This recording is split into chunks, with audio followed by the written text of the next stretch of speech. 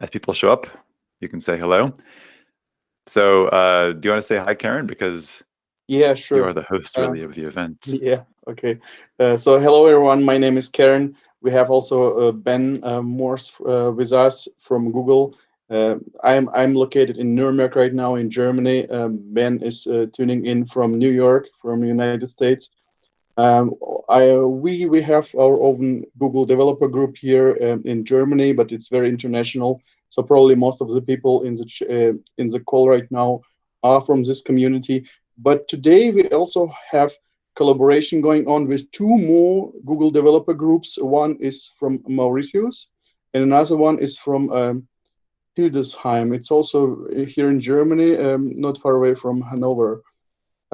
Yeah, I want just to introduce you, Ben. Ben Morss is working as a developer advocate at Google, and if I'm not wrong, your primary specialization, Ben, is at AMP, right?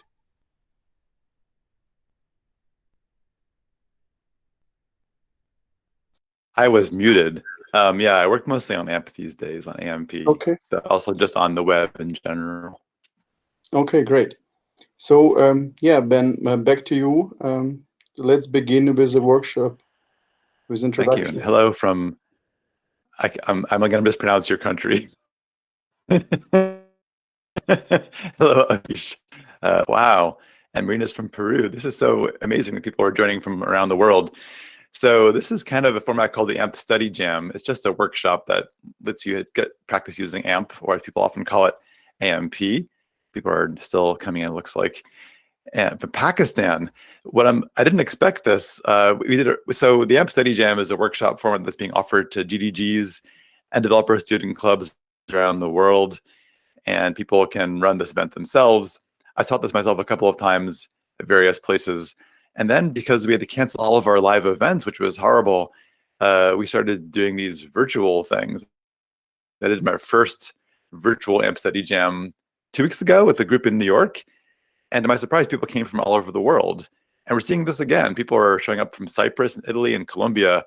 And I'm a little shocked and honored that people are showing up from all over the place. We do this event I run called the AMP Roadshow, where we go around to various cities and talk about AMP, meet developers who use AMP, and meet companies that use AMP, and so on.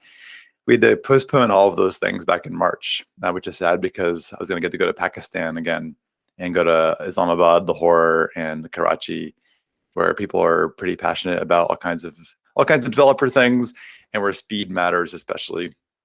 So we can't do that, but it's fun to just kind of be able to honestly just get online and see people from around the world. It's easier, it's cheaper, and there's no like jet lag and trying to get sleep somewhere in the middle of the world over the ocean somewhere. Hello from Islamabad. Yeah, we were going to be in Islamabad, I think, in late March or April, but we did not manage to do so.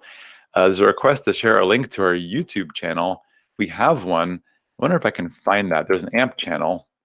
Let me see if I can find it real quick before we start, because we should have. There it is. Hold on a second. Auto completed. I didn't actually manage to select the right one.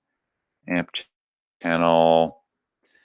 Most videos I do are on here. I've also done some videos about basic performance and such things. Let's see if this actually works as a link. This might be. I'm taking off the query string. I don't like query strings very much. Let's see if this works. And also, I'm going to admit a new person who's showing up from somewhere else too. And someone else is showing up. See, people are coming now. Okay, maybe you had some traffic on the way to the office today. This this is a link to the AMP YouTube channel if you're looking for more videos of other sorts. So that's kind of who I am, what we're doing over here. The actual workshop itself might go for an hour and a half. I want you to interact. If you can speak on the mic, you can. If we have a cacophony of voices, we'll try to have people just talk in the chat instead. But please feel free to enter a comment or question in the chat at any time, and Karen or I or anyone else can try to answer these things. And at the end of the day, we'll have a survey about the event. And I believe that Karen has some prizes. Is that correct? Yeah, it's exactly correct. We will have 5 winners who will be able to win up 10, 10 oh, sorry, not 10, but 100 credits at the learning platform Quick Labs. There you can really hands-on try out some labs and learn the Google Cloud, for example, but also AWS platform. So we will have 5 winners, and please, at the end, you will have a link to the form where you can fill out all this feedback, and it would be great to get a honest feedback from you. If you have any suggestions, any ideas how we can improve it, please write it there. And you can also leave your you should leave your email address so that we can get back to you whenever you will win something. But also, if you will put your name, it's an optional field, but it's the second field. If you will put your full name, we will also provide you with a attendance certificate of this event. So don't use this chance and put your name there as well, and you will hear back from me after a couple of days after this event. Yeah, exactly. We plan to also go all over the world. I'm seeing we plan to go to Africa also. We were there last year, but probably not get anywhere this year unless things really change. Also, here is a link to the courses that teach AMP. Hold on, I've got to now admit someone else. These are the courses that we made that teach AMP through this workshop kind of format. This workshop we're doing today is kind of a compression of the first course. We can do it all in one day by taking out all the just talking about what AMP is and the internet and speed and performance and all those kinds of things. If there are questions that are about other topics, we'll try to take those at the end.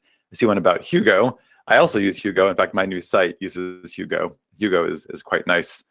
And you can use AMP with Hugo, definitely. In fact, if you're curious to see my own Hugo site, this is my site over here. I just made it about a month ago.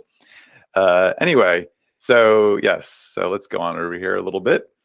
So I am someone who works at Google these days, and my job is to help the web be faster and more beautiful and easier for developers and also for users. I used to do music. I still do some music, as you can see behind me over here. There's actually a keyboard, which proves in some way at least that I own a keyboard. Anyway, going on over here. So this is the beginning course workshop, as we were saying. And let's start out a little bit here. I'm going to compress this part because you're probably all advanced developers who watch videos people make at places like Google. We discussed the problems of web performance. Are you aware of these things? Have people been trying to minify their JavaScript and compress your images and decrease the size of JavaScript bundles and all these things out there? I hear a rousing yes, and a couple of people saying, why does this matter? So we'll do a brief introduction over here to performance. The internet's a wonderful place. Of course, we know it's full of great stuff. The problem can be that sometimes sites are slow, and that makes it hard to use your site. I mean, it can be very slow sometimes. I've gone to places, actually, when I commute from New Jersey to New York, on the train here, I get very bad Wi-Fi. And I have the experience of having sites that don't load at all because they have too much stuff on them. If I travel to certain countries, they get this as well. If I go to rural areas here in the US, you get that. Sometimes sites don't load at all. Sometimes sites load just kind of more slowly. And sites that load slowly are a bad user experience. If it takes 5 seconds for a site to appear, up a couple of seconds, they're there, but they don't interact yet because JavaScript is still loading. It's also not a good experience. If things load very quickly, it increases user trust. And study after study has shown, I won't quote the numbers over here, but many studies have shown that sites people trust them more. It just feels better to people. But look at this guy over here. He's sitting there at this cafe trying to load up your site, and it's loading slowly. Look how stressed out he is. It's so bad he's taken up smoking and drinking in order to combat his anxiety about this. So you're shortening his lifespan. So to save this man's life, you must make your site faster. This you know already, of course. A couple of problems that happen that I want to talk about that AMP tries to make better. One of them is sites that load slowly.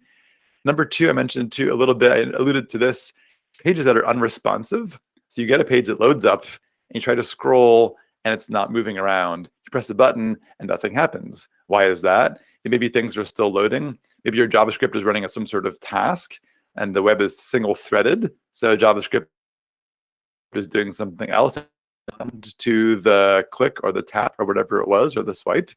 This is also a negative user experience. And number three over here, content that's being displaced by ads. Sometimes you load up a site and you're looking at some content there, and suddenly it moves, and you're really jarred by the experience of it moving, because what's happened is an image is loaded up, everything moved around to make room for the image, or an ad popped in, or a video starts playing, and everything shifts around. This is called untitled. It's also a problem. And of course, you can do these things with your website, but we don't want you not to do those things. And there are ways to avoid doing those things that you can implement on every site today. Thus, we are here today to look at a way of doing that, which is called AMP. So AMP helps by making those things basically better. It tries to make sites load faster, tries to provide for a stable layout, tries to make sure things are always responsive. How does this work? Here's someone else showing up in the meeting. We're going to admit a new person. How does this work? AMP basically, what it does is it modifies HTML. It adds new tags to HTML that do the things you normally use JavaScript to do. So when HTML, of course, was created, it was a document description language. It was full of things like, this is a paragraph, this is boldface, this is a division on the screen, this is a table. It wasn't full of things like, this is a menu, this is an interactive image carousel, this is my Twitter embed, this is my chat thing. Those weren't part of HTML. What AMP does is adds those things into HTML, actually minus the chat thing, although you can do that as well. There's no chat widget. It adds new tags to HTML that do the things you would normally do with JavaScript. It uses web components to do these things. Web components like Polymer, like other kinds of networks and frameworks like that. How this works is it adds its own JavaScript, a minimal amount of JavaScript that runs all of these things behind the scenes. Conversely, this is why AMP is controversial among some people. It discourages you from using your own JavaScript, except for in limited circumstances. So the belief is that JavaScript is excessive on the web and makes things slower. AMP makes you use JavaScript only in certain kinds of ways that are quite restricted, so that it doesn't really block the page, doesn't block user interactions. You get an advantage, though. There's things out there called AMP caches. And by the way, AMP is not actually, it's a Google thing. Google invented AMP, and most people that work on AMP are from Google. But AMP is an open source project with contributors around the world, mostly run by Google, but anyone can be part of AMP, part of the open source project. It's actually migrating to OpenJS right now. So OpenJS is going to own AMP within about a month, I think, by the time of their next conference in June. So anyone can make an AMP cache out there. And what an AMP cache is basically web spiders out there. Web spiders are searching the web, looking for things to index. And when they find something which is a valid AMP page, they then stick that in what's called an AMP cache. So Google's AMP cache, for example, does this. Google's web spiders are out there looking for things to index for google.com. When it finds things to index, if they're valid AMP pages, it caches the HTML in a special area. And then your page gets served from Google servers, which makes it much faster in ways I'll explain in a minute. So 3 things AMP really is: HTML extensions, JavaScript that AMP owns that runs things for you, and AMP cache that makes things extra fast. So I think we just discussed this a minute ago. We're going to now skip this entire thing over here.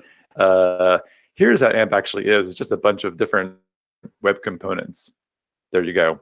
These things here that it adds to HTML. There's a lot of them, hundreds of them. Let's look at an example over here. This really is AMP in a nutshell.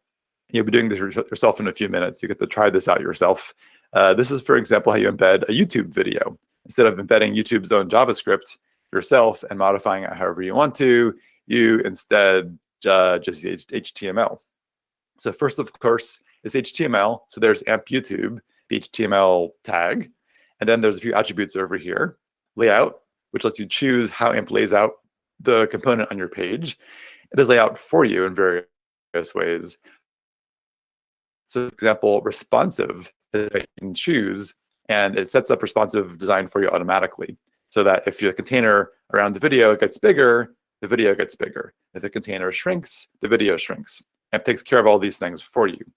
You also give it width and a height. You give it the size. That's required for all AMP components, except for, well, for a few exceptions, but it's usually required for AMP components. Why is the size required there? Because remember that AMP wants to provide a stable layout. So it makes you declare a size for everything in advance. That way, when the page loads up, it leaves a space there for the YouTube video. And then as soon as the video loads, it pops into its space. Nothing shifts around, which also makes things faster as well. And finally, the one important thing really here, data video ID. This is YouTube ID. So you stick that in there, and that's your YouTube video. There it is, you're done. That's kind of the AMP way of doing things. You tend to usually customize components by using attributes in HTML and by using CSS. So it's a approach you can choose. Like there's various ways to make CMSs, make websites. CMSs involve usually no programming like WordPress, unless you're really advanced as a WordPress developer and customizing things yourself. You can do it with your own JavaScript, CSS, and HTML, which is all programming. AMP is somewhere in between. You do some programming, but less than you would do by doing it all yourself. And we're talking about Hugo a minute ago. Hugo is somewhere in between these things as well. Hugo does a lot of things for you, but you end up doing a lot of little programming tasks to customize your templates and so on. Anyway, to do this today, all you have to do is know HTML, know a little CSS, not much, and JavaScript is not required for this thing today. So let's get started over here with our workshop. There's more about AMP we can talk about if you'd like. I have plenty more to discuss about AMP, but I kind of want to get me not talking as much and get you doing something as fast as possible. So what we do over here to make this easy is we use glitch. Who's used glitch before? Anybody? Have you used CodePen before? Glitch? Perhaps you have. Yeah, okay, good. We have a yes. We'll take that yes. All right. Glitch is one of these various things that lets you do online coding. So you can do this stuff on your own computer if you want to, with your own web server, your own favorite IDE. Actually, VS Code is nice for AMP because VS Code has a nice AMP plugin. But this is nice because if you use glitch, you actually can send us what you've done. And as you do things, you can send me a link, and then I can pop it up on the screen. So we actually can share our projects here, which is kind of neat. As we do this, I'll be doing the project along with you. And if I have problems, you'll get to watch those problems happen in real time. So glitch is this thing that lets you do coding online. And if you go over here, you will find what you need for this course. So I actually have this already loaded in another tab over here. If you can type this in, glitch.com/tilde-showy-way, you'll get to the code you need for the for this workshop today. Glitch has a cute thing it does where it names all projects with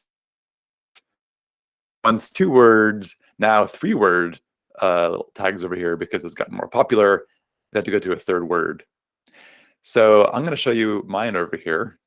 Here's glitch.com/tilde-showy-way. If you've gotten there so far, you should have a button somewhere that says remix this project.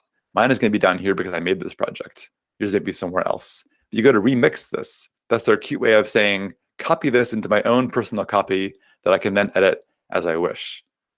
So I'm now doing this, and it looks like I have now glib equatorial brisket. There we are. And here's what we got. I'm going to make the screen a little bigger here. If you can see this still. If it's too small, let me know. This is how, yeah, thank you for putting it in the chat, Karen. This is what we got here. So these things, you'll use only a few of them during this course because, or during this workshop, because some are for later, more advanced things. You've got a server here, so you can do web server calls and things like that, web services. All you need for this over here is this bit over here in this public directory, index.html. All of our work today will occur in this one file over here. So have you found that so far? Have you gone to that link there that Karen put in the chat? And have you found this index.html file? If you haven't, feel free to speak up and let us know you haven't got it in there yet. I'm seeing some yes, some yes, some yes. All right, let's go back over here for a moment.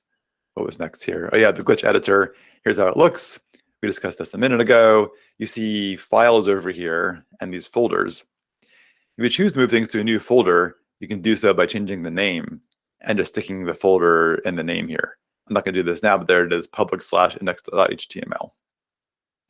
So here's our things we have. We also have this file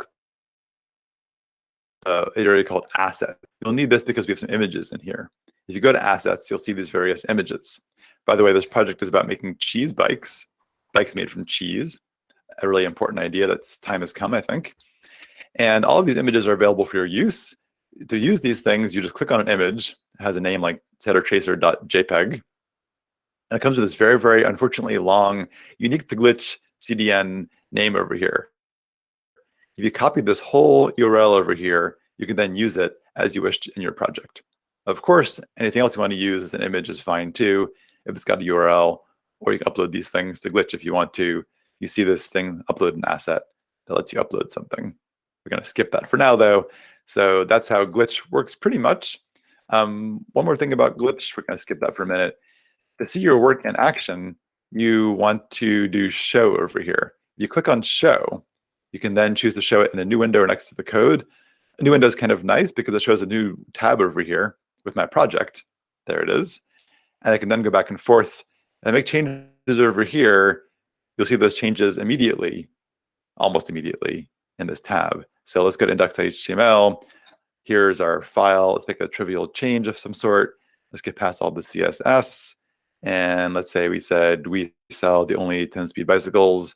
Let's say it was the only 10-speed, I don't know, scooters in the world. Reloading the tab, and there it is, scooters. So there you go, pretty easy to use. Does Glitch provide hosting online? You actually can do projects. You can use Glitch actually for actual production applications. I've done it before. Honestly, it's a little hard sometimes, but it works pretty well. I wouldn't use it for a very large, like very popular project, but for a demo or something, it worked quite nicely. So that's Glitch over there. We have more folks who are joining, and the AMP validator may be useful for this project. I was saying before that AMP validates pages also. I think I didn't go into this really in detail in the discussion we had a minute ago. I wanted to get into the project, but AMP has a notion of a valid AMP. The AMP sets up rules for you that are supposed to define how a site can be fast. If you follow the rules of AMP, it's called valid AMP. If your site is valid AMP, if your page is valid AMP, then AMP caches will stick it in their caches, and things will load extra fast. Let me actually show you how this looks because I didn't show you this yet. Let's go ahead and simulate a mobile device over here in Chrome.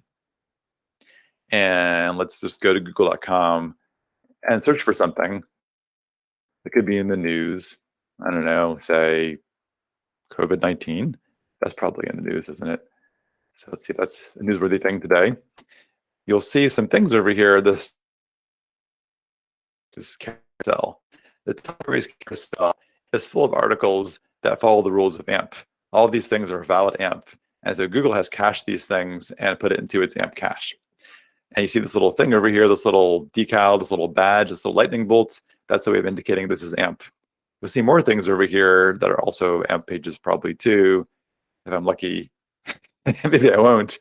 You'll get more results. Here we go. Like over here, this is an AMP page also, and so on and so forth. I click on one of these things over here. It should appear very quickly. Although, of course, I'm on like my actual real, Wi-Fi, not on data. Let's click on this though. It's quick, and notice how fast things appeared. Layout was very stable. As this loaded in over there, it loaded into its spot. It didn't load in a very pretty way, nor did the ad load in a very pretty way. Or I guess this little pop-up over here didn't load very nicely, but things didn't move around at least. Anyway, so this actually is being served by Google from the AMP cache in this viewer over here. Now, Google has announced that search is going to change how this works. Search actually has plans to give non-AMP articles that are as fast as AMP and as stable as AMP the same treatment as these things. So non-AMP pages should also get this kind of treatment in Google search in the near future. When has not been announced yet, but keep your eyes out for this one because it's a big change for AMP to allow any fast page to get this top stories carousel treatment also. It's so fast in some ways because also what Google will do, because it knows AMP pages are fast and it knows it can't its own JavaScript or load its own images even in advance, it can actually preload the content in an iframe and pre-render it. You click on it then on your phone, it appears almost immediately. One more example here. Bing also has an AMP cache. See if this works over here. Trending now. Oh, look at all this news over here. This looks like a more wholesome bit of news. This here also is AMP. See this little badge over here? This is from the Bing AMP cache, for example. This is Bing's AMP carousel. I think some more positive news there. It wasn't about viruses, but it was about a nice person giving a girl cupcakes. Although, of course, they're full of sugar and butter ultimately will make her life shorter. We'll ignore that little fact over there. Anyway, here we are. Here's our project. And by the way, I know I'm going over AMP sort of quickly. If you have questions about AMP and what it is, or these features of AMP where we're giving in Google the same treatment to non-AMP pages, so the AMP pages pretty soon, please ask questions as we go along here. Anyway, here's our project. There it is. There's our project. Very nice. Okay, if you want to, you can use the AMP validator to also to validate your pages. This is optional completely, but if you go over here and search for like Chrome AMP validator, I'm able to find it over here. There it is. If you download this and install it, it will do this thing where it automatically validates your AMP pages. If you look at my screen, you can see at the very top next to the URL over here, let's see if I can show you here, there's this little green thing over here. This actually is the AMP validator.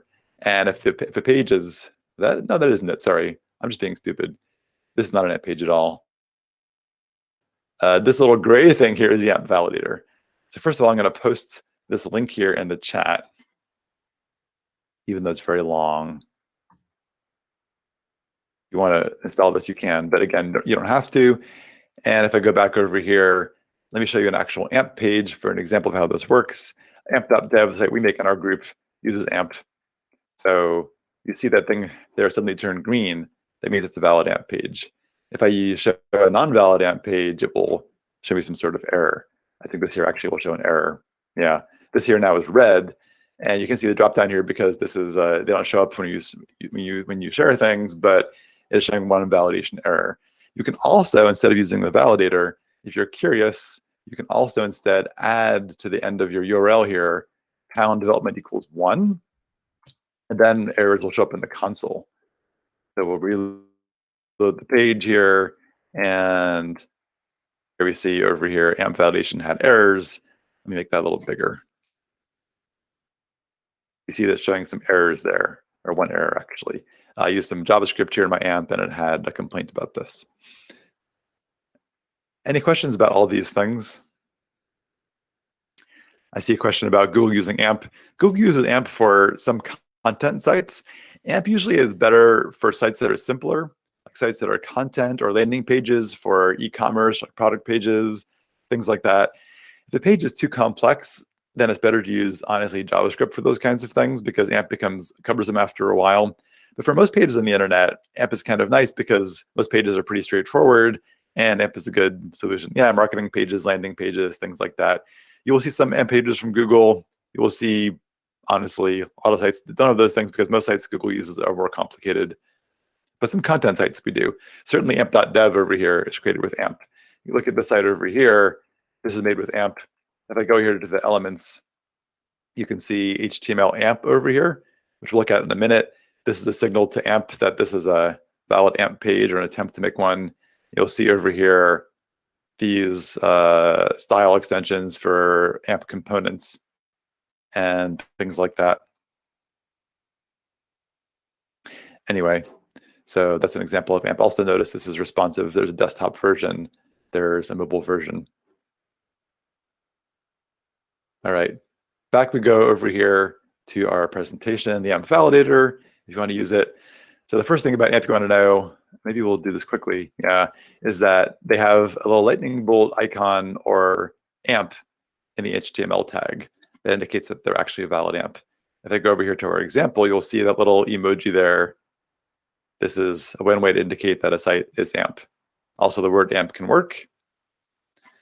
But also over here, yeah, web components. So AMP is about web components. So here's an example of a component that AMP uses. It replaces the image tag with AMP image. The reason is that it wants to be able to load images lazily when it wants to load them. So if you have an image tag that's on the bottom of the screen somewhere that loads immediately, that's kind of a bad user experience in most cases. AMP automatically does what's called in-viewport prioritization, a fancy word for lazy loading. And the AMP component will load only when it's about to be seen pretty soon. So your video at your bottom of your screen, your image at the bottom of your screen will lazy load automatically. HTML actually now includes lazy loading as part of the image tag. That's a new thing that it's doing. Example of this kind of thinking finding its way into the HTML spec itself. So amp image is a component we use to replace the image tag. And like all other amp components, you give it width and a height and layout if you want to, and you're off to the races. Another simple example of a component, amp Twitter, gives you a tweet there, an embed that occurs automatically. Another example we showed before, amp YouTube, same kind of idea. For some of these amp components, you've got to add your own script here. This JavaScript always follows a certain formula. It's hosted on amp CDN. Whoops, that did not do what I expected it to do. I can't actually select this because we're presenting. But look at that source thing over there. This is how you bring in amp's own JavaScript. So for the Twitter embed, you load in this very small JavaScript file that runs amp Twitter. Some amp components don't require their own JavaScript. Some of them do. The idea being that there's a lot of amp components and you don't want to have all the JavaScript loaded at once because that would be kind of slow. So let's actually try this out ourselves. Let's go back to our projects over here and try adding an image. Actually, first I want to show you a couple small things here about the beginning of the file, the head. Notice this over here. There's amp's own JavaScript. This is the runtime loading up in the beginning here. It's async because all JavaScript is async in amp to avoid blocking rendering. And a couple other things you'll notice over here, this meta tag is required, this viewport tag to make sure that your page will be responsive properly, work well on all devices. And this over here is interesting.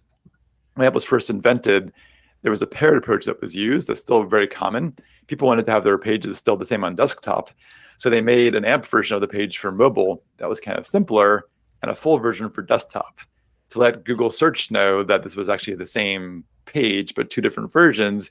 Use this link tag, which each page would have linking to the other page. In this case, our page is always AMP. We only have one version for desktop and mobile, so we have it linked to itself.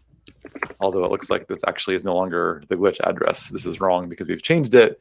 It should now be glib equatorial brisket, but in fact, it doesn't actually matter because this will never go to Google search anyway, I don't think. So we'll skip that. Then there's a boilerplate over here, AMP adds, which basically hides the page until AMP JavaScript has loaded. Then any CSS you want to add, the CSS should be here in line. To avoid an extra network request, AMP says, put your CSS in line like this. So there's our CSS in line. And if you add a real project, you use a build process to have the CSS loaded from somewhere else. It wouldn't be polluting your HTML. But for simplicity, we just have it here, all sitting here in the same file. And then over here is our actual HTML. This is our whole page. It's pretty small. Notice over here, there's an image tag. We were saying before that image actually shouldn't be used in AMP, use the AMP image instead. Notice actually there's this little one over here and this lightning bolt. This indicates it's a validation error. You guys can't see it, but if I actually go over here and open the console, which I will now do, here's our console. Let's go back to this beautiful desktop version. If I then append to the end of this pound development equals 1, I should, in theory, see a validation error happening. And there it is over here, this long validation error. The tag image may only appear as this. Did you mean AMP image? It's a bit confusing. What they're saying is basically, don't use image in AMP, use AMP image instead. It's a better version of the image tag. People that are showing up still, you should just go to this glitch over here that Karen put in the chat, glitch.com/tilde-showy-way, and go to remix, make your own copy, and start working on this. So what we're going to do as a first exercise is replace image with AMP image. It isn't that complicated. We're going to just fix the validation error and use our first ever AMP component. We discussed this a minute ago, why this is useful, lazy loading, dimensions are there so you get smooth page layout. Also, AMP can control when it loads, essentially. So what we're going to do over here is replace the image with AMP image. The dimensions are 640 by 480, and you want to use source, width, and height, as I was showing you before. So now try this out yourselves. Hi, Javine, good to see you. If you have any questions about these things, use the documentation. There's a lot of this stuff. You can either just do a search for amp-image on the web. You'll probably find our site immediately, or go to amp.dev and do a search over there and find it. But if you have any questions about any AMP components, the documentation contains information to use all of these things. In this case, you can see AMP image there, how to use it, attributes, and some examples over here. I hear someone popping on the line. Hello.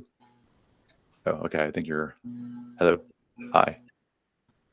I'm going to mute you just to be a little more peaceful over here. If you want to speak, of course, then please feel free to do so by unmuting yourself. So now, take a few minutes and go to your project over here and replace image with AMP image. I'm going to actually keep this on the screen and do this myself in my project. If you get this to work with no validation error, please feel free to put your glitch address in the chat, and I'll show everyone else what you've done. And now take a few minutes to go ahead and stick this into your project. I'll do the same thing.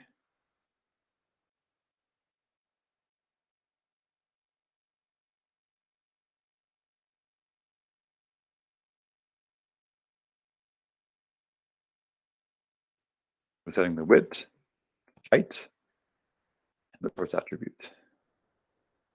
Optionally, the layout attribute.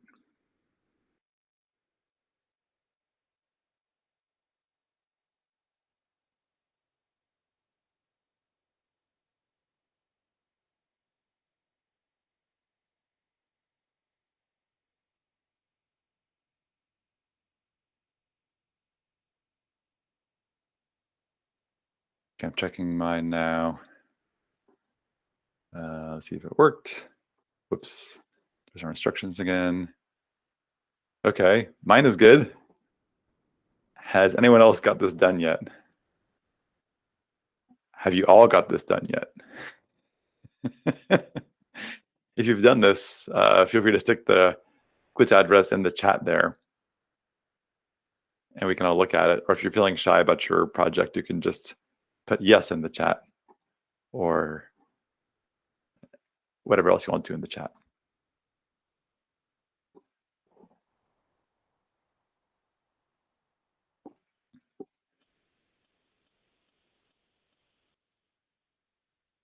If you're stuck, also, please feel free to say that you're stuck and why you're stuck.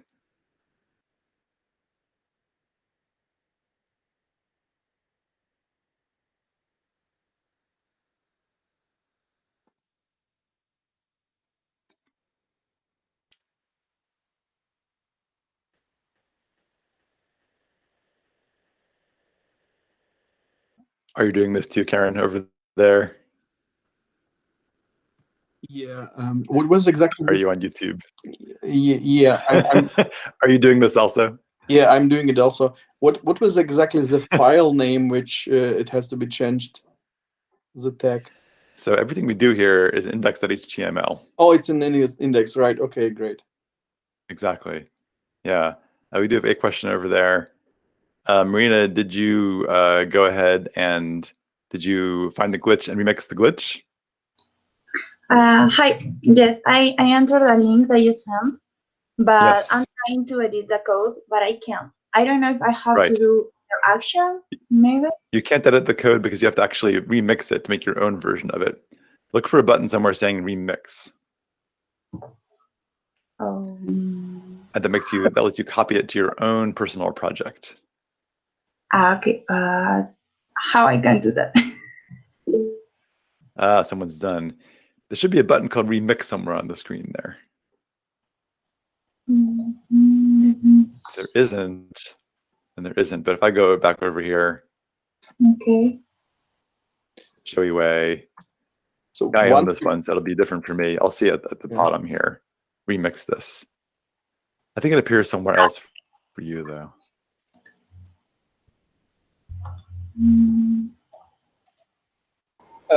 Basically, it appears as remix your own under the page for new users. So it will be remix your own, and I actually clicked on remix your own and I got the editor. So maybe it's the same for you, Marina. That probably is the same. Yeah. That's work. It Thank does you. work. Oh yeah. Okay. Great. So this is not a hard bit over here. You just go to index.html and change the image tag. This is the solution. I'll show it to you over here. It's not that complicated. You just change image to AMP image, add width and add height, close your tag, and you're done. It's not complicated, but if you didn't get this, let us know, because it'll just get more complicated from here. Okay, we've got one. Thank you for being brave and sticking this in the chat. Let's take a look. So Ben, basically they created a new link for every. Look at this. He did it. There it is. Good job. Sorry, what was the question? It creates a new link, a unique link for every different user. Like yes, exactly. In my case, it's Stripe. You get your Rift, own glitch project, right? So his is called Stripe Rift Ease.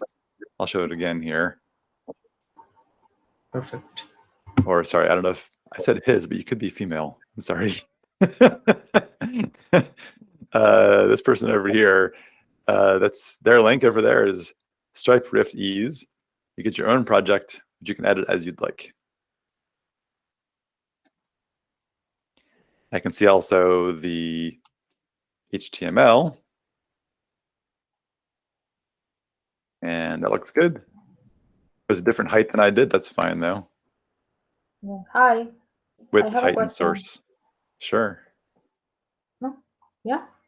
Yes, Hi, go ahead and ask your question. Yeah. Okay. Yeah, you changed something on the link tag. I don't remember what was it. What is the question of what we're changing here? You changed something on the link tag. The href, you changed it. I don't remember. What was it? Well, this is the solution over here. There's no href for this. It's just an AMP image with a source. Is that the question? No, that's not what I'm asking. Okay. In your file, in your index, on top of it, you have a link tag. The link tag, you said it goes to some page. Oh. I didn't hear what you said, sorry. You changed it. Yeah, you can ignore that, actually. You can leave that as it is. This is a link for when you put it into production. Okay. For search engines to know which AMP page corresponds to what AMP, non-AMP page, but you can ignore that for now. Oh, okay. Yeah, sorry. All you have to do is go back to the image there and change it to AMP image. Okay, thank you. Yeah, sure. In fact, if you haven't got it yet, I'm going to copy this over here, and you can just pop that in where your image was, although it's kind of long. Avish, you'll see no difference at all. All you'll see, if you have the validator going, is the validation error has been fixed, but it'll look the same exactly on the screen. So that's a little confusing, but this is a very, very minor change we're doing here just for practice. Yeah, so you're done. I'm going to keep on going here, I think, because those who are behind can just catch up by copying that AMP image over their current image tag. So if you don't mind, we'll go on a little more here. So that was your first ever AMP component. Not that exciting, but exciting at the same time. So remember, we have this layout property over here. You can choose various kinds of layout, the different kinds of things to the AMP page, to the component. So sometimes you can make it, you can have the component keep its size no matter what. It could be responsive. There's various different ways to make the size work. So over here, if I actually look at it on different size devices, which I will do by simulating this in Chrome over here, you will see it runs off the end of the page, which perhaps is a bad experience. Let's make this responsive. Here's the whole thing, but the image is not responsive at all. The image actually is a fixed size all the time. Let's fix that. We're going to go back over here and set a new attribute over here, layout equals responsive, just like this. And then it should become responsive automatically. So this is your first change you'll see in your page. So go to your project and just go here to your AMP image and just type in a new attribute, layout equals responsive. I think I lost my connection here to my page. I'm going to do this again. Layout equals responsive. We're going to show this in a new window. And now with luck, if I change the size of my window, the bicycle gets smaller or bigger. Hey, look at that. That's kind of neat. That's one of the features AMP provides for all of its components.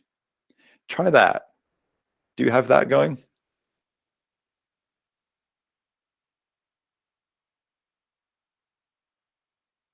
Here it is again. Just insert there, layout equals responsive.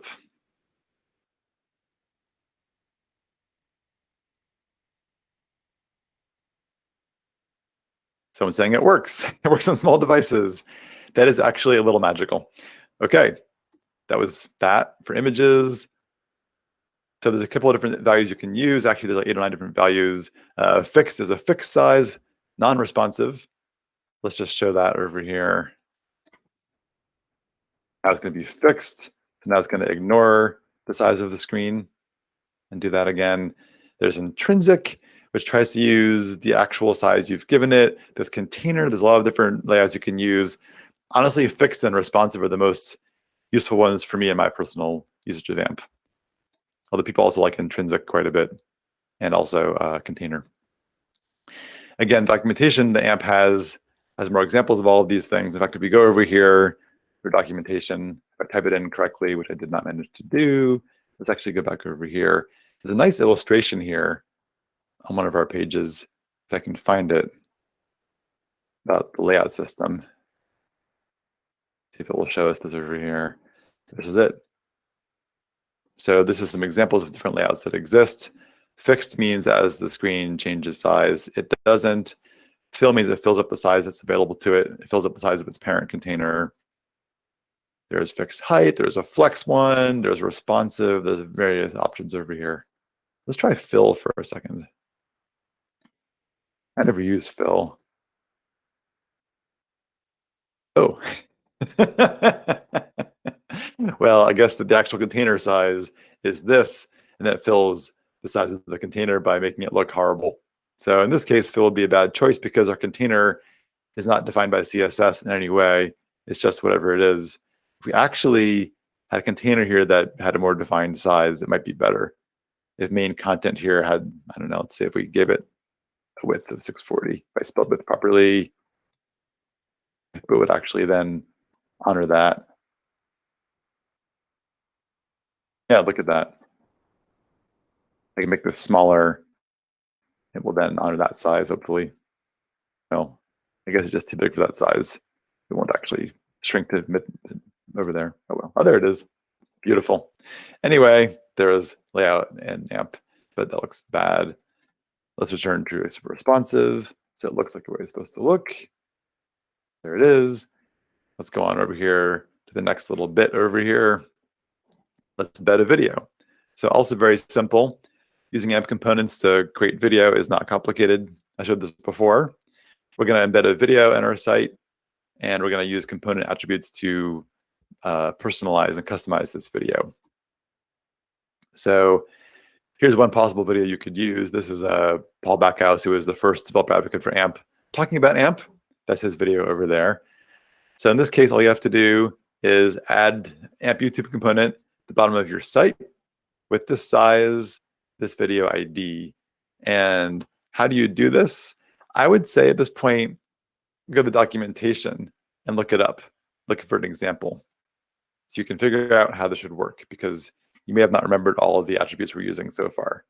So I go to AMP YouTube over here, if I can spell YouTube correctly, which is probably going to happen eventually. Go over here. I can then see the documentation and an example showing what to do. So do this yourself.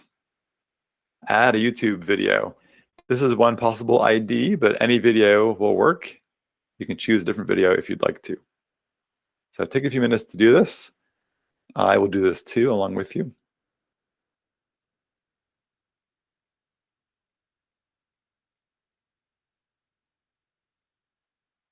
Need some music or something.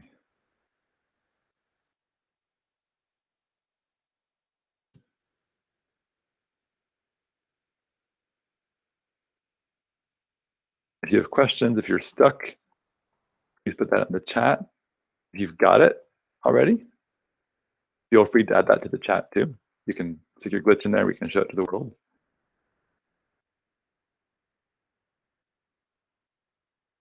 Remember also that this actually is going to require a script tag at the top to load up AMP's own JavaScript that runs this component. You can find that script also in the documentation as well. Or it could be right there in the chat. Thank you for adding that there. If you forget that, it's not going to work.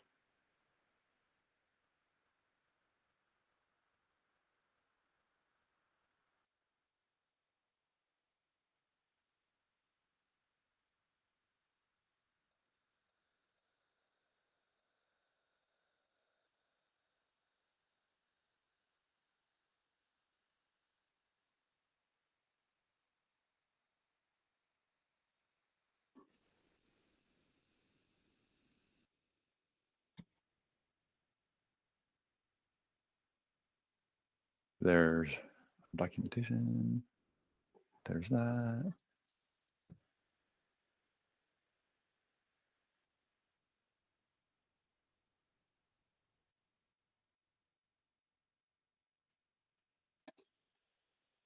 Okay, mine seems to work. Looking at the chat over here. Lots of action here in the chat. AMP actually, you can actually embed media queries into your components. But you also can use it through CSS as well. So AMP, you get two options. One is to use media queries built into your components, or you can also just use CSS as it usually is done. And right, the script should be in the index.html under the head. And look at this, we have some people who have done this. There it is. Famous Parmesan pacer bike.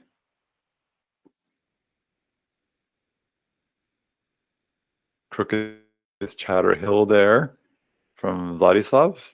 And now I'm probably gonna mispronounce your name. Yeah, it's correct. I'm not gonna try because I'm gonna but Mujtaba.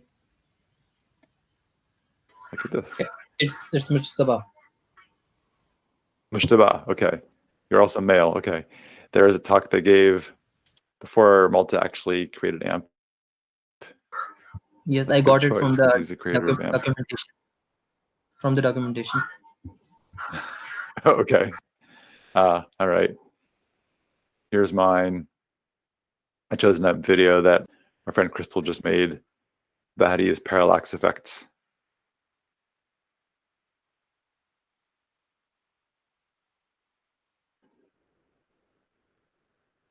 Anyway, there's that.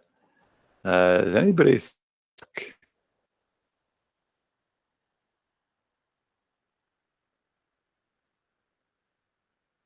If not, we're going to keep on going over here. If you missed this one, it's not a big deal because you can also do the next exercise. They don't depend on this one. There are different components we're adding as we go. So that's the solution over there.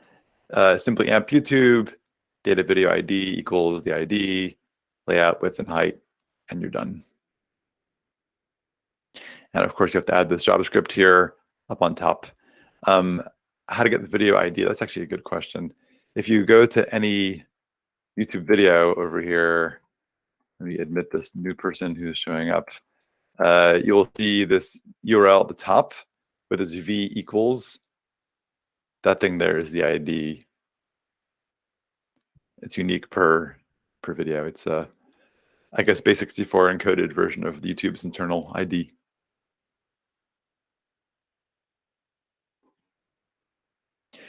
So going on over here, how to find the right component. The way you work on things in AMP is you find a feature you want to add, and then you say, okay, I want to do this thing over here. What component kind of does this? You look at the documentation, see what component kind of does this, and adapt it to your needs. If there are no components to do what you want to do, you can use AMP script to add JavaScript also. But for now, we're doing simpler stuff. So for example, a carousel of images. You know what this is right over here. An image carousel or an image slider, like Slick or Owl or other things that exist. You can use your fingers on a device with touch to slide between the various images, or use a mouse to go left or right. Very popular. AMP has an AMP carousel for images as well. How is this done? Use documentation. So you just want to go to documentation there and say, okay, what does this do? How do I use it? How do I customize it? How do I use CSS to change what it does? And does it require its own script tag? Often it will. those kinds of questions. So let's go over here back to our documentation. People are still coming, it looks like. If you're showing up still, you have to go to the glitch URL posted here in the chat and go to remix and start modifying your own version of the project over here. I'm going to post that again to those who are still coming now. You aren't too late, even though we've been going for a little while. If you go to this address over here, you can go to remix and make your own version of this project and start modifying it. So for an image carousel, if you go over here and look up carousel, see what happens here.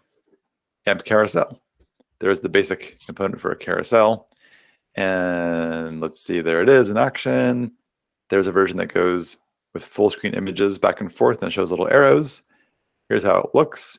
You can see, as always, in AMP, you give it the size, choose a layout, and then you can put images inside of it or anything, videos, other content.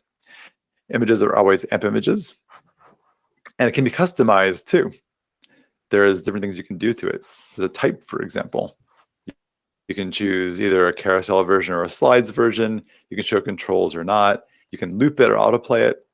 Various things are possible. So we're going to go back to our project over here. And we just had that before. OK. And there's an example over there of a carousel. OK. And now we're going to make our own carousel.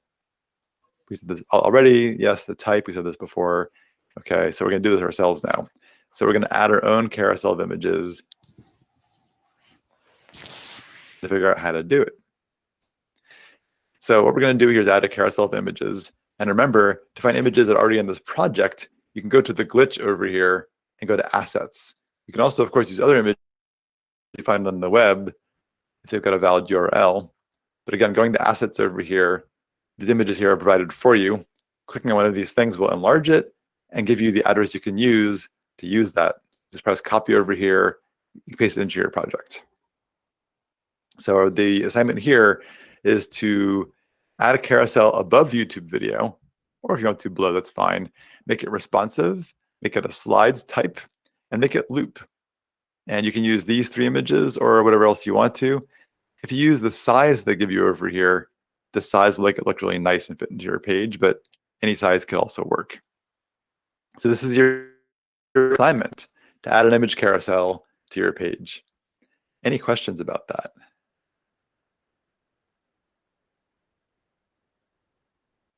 This will call for using documentation. So I'm going to also mute for a minute and do this myself.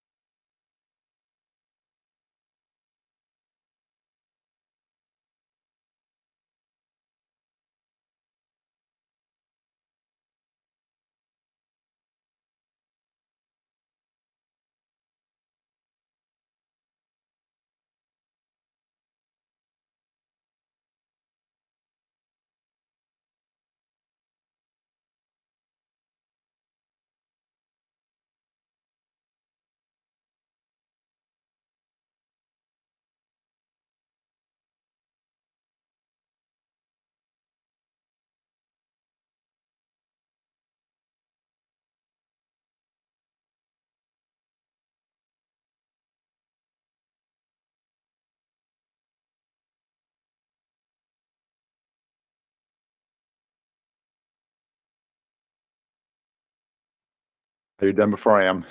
I'm going to finish mine here, then I'll show yours.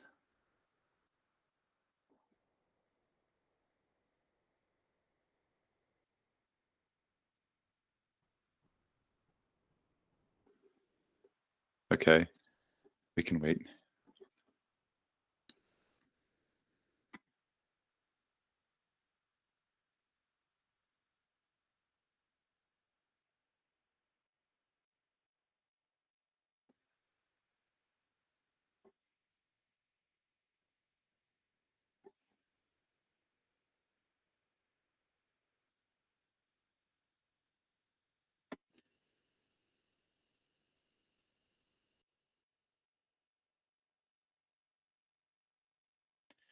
We have a couple that are ready here. Okay, I feel like I'm behind now. I finished my HTML.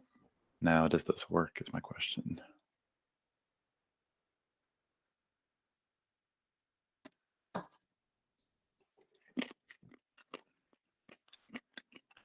I forgot one important thing. I forgot the script.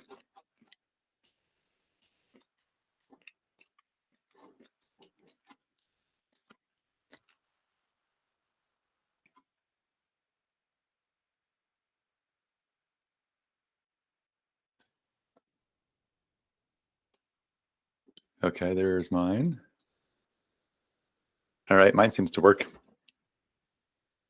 And let's see what else is over here.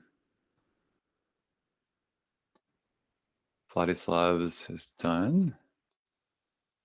You've chosen a nice bottle there, it looks like, and the beautiful out of focus mouse, and a bike. There we are.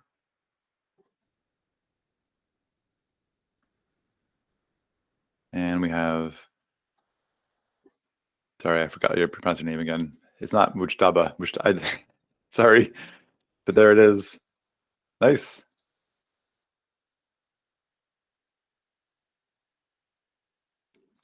If you want to do a bonus here, you can make it autoplay. Try other kinds of customizations.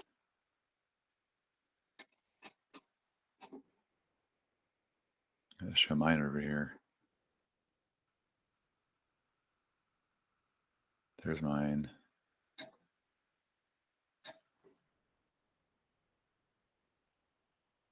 And did I get it right? Okay, sorry.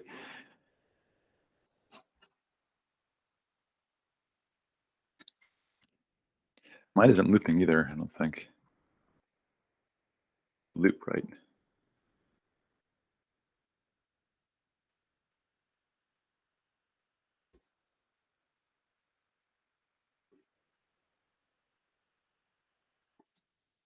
Okay, mine's auto-playing now.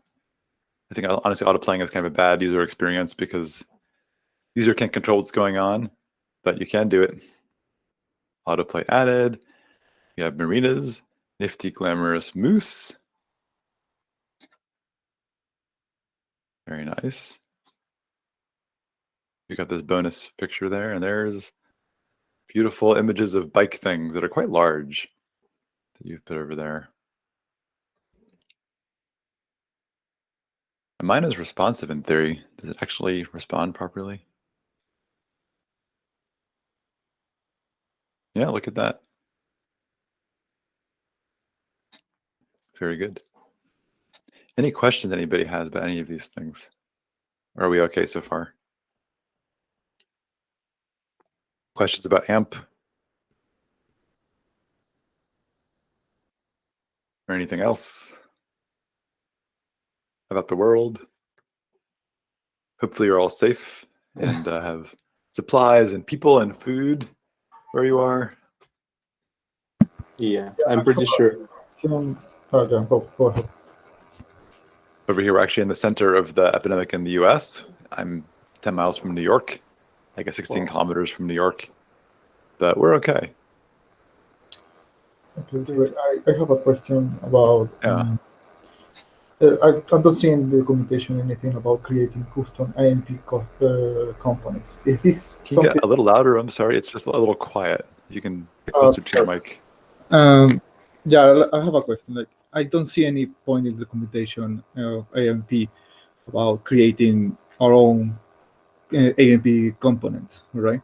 Is this something that is possible at the moment, or is something that about the architecture is not possible, or is in the roadmap if it's not?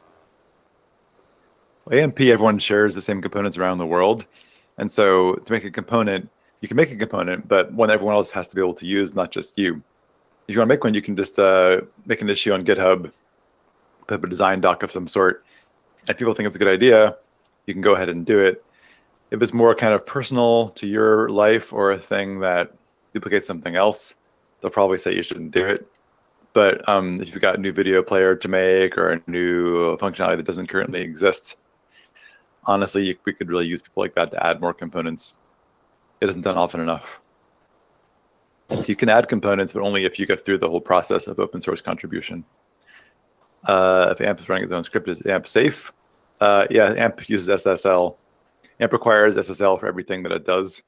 Any requests you make also from your page to your own server requires HTTPS. AMP components all use HTTPS. And it's all stored in AMP CDN. So it's very hard to do any kind of cross-site scripting attack with AMP because you can't modify the JavaScript on the page. It actually makes cross-site scripting kind of go away as a danger. Okay, that's And also the AMP team is working on these things all the time, trying to improve AMP. If a bug is found, they fix the bug and roll it out quickly. They try to really make it reliable. They're always working on things to make scrolling better, animation smoother, and to make things faster. There's our solution, of course. We know this by now, but there's an AMP carousel. The width and the height is there. The layout's there. Type equals slides means the slides approach to it. Loop means it will loop. Inside there are 3 AMP images. And that's it. Let's go on over here. Of course, you have to also add the script. Before I do that, I'll show my example over here. Here's me. Same thing. AMP images, AMP carousel, all that stuff. Sorry. AMP carousel, and inside of it are various AMP images. These long glitch URLs. So going on over here a little bit, define new components. I think I mentioned this before. You can do a search by name or by description, and you can find all these things in the AMP documentation in the components reference list. Here's an example of that. Here's how it looks. I can show you over here how it looks. We were there a minute ago. On the left is a list of all these different components that exist. So for example, this is a effect, this flying carpet effect over here. Often there's examples here on the site you can link to, which show it in action in some way. Ooh, there it is. There you go. It's not pretty, but that's how it works. And there's analytics, add analytics. There's various video players, Facebook comments to add those things to your page. All kinds of stuff like that. Sending a pixel, embedding Reddit. There's a bit of a lag here. Sorry about that. AMP script, which lets you add your own JavaScript. A whole interesting kind of thing. SoundCloud. So you can find components of various sorts over here. Also, AMP has other kinds of things that we didn't talk about today. I won't really discuss, but AMP stories are a thing. Web stories format, kind of like Snapchat stories, but for the web. Ads also created with AMP to make ads load faster and have less JavaScript and be less intrusive and do less unfortunate things. Also, AMP can be embedded in email. So you can now use various AMP functions within emails and have emails that load fresh content and do all kinds of interesting things, filling out forms and emails. If you use Google Docs at all, you may be able to now answer comments or do things within your email that uses AMP form.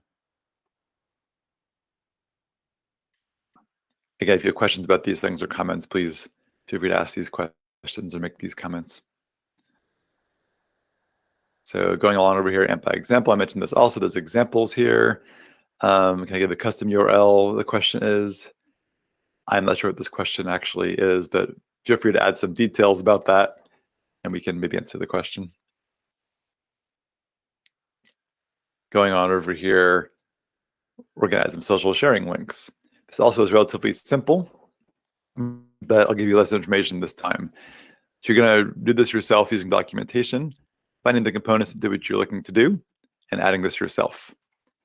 So AMP has these various, you can add various social sharing links from many popular networks out there, like WhatsApp or Facebook. Google Plus no longer exists. We should change this slide because Google Plus has gone away. Oh, I see, Mujtaba, you're asking if you can customize the name there. I don't think that you can, but there may be a way to do it possibly. Maybe you pay them some money or something.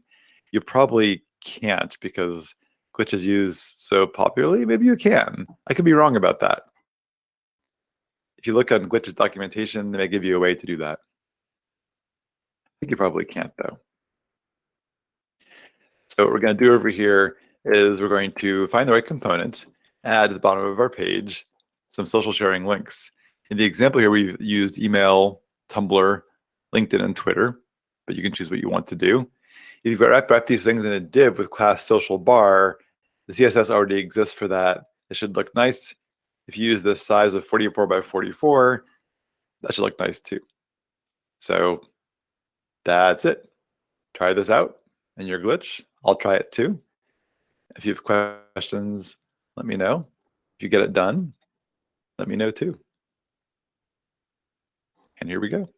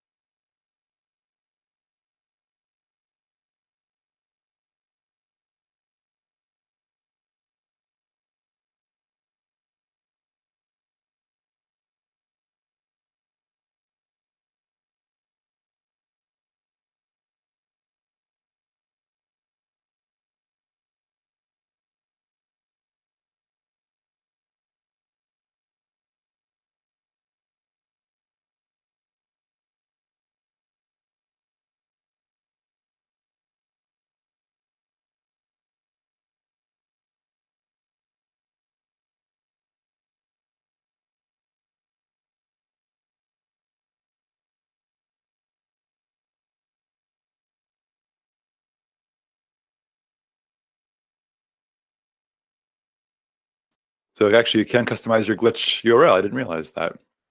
This job has done so. That's really good information. I had no idea. There is a post on Medium.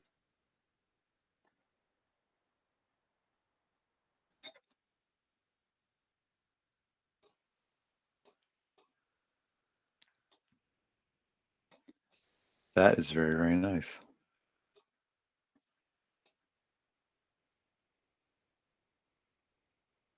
This is for any domain, though, in the world.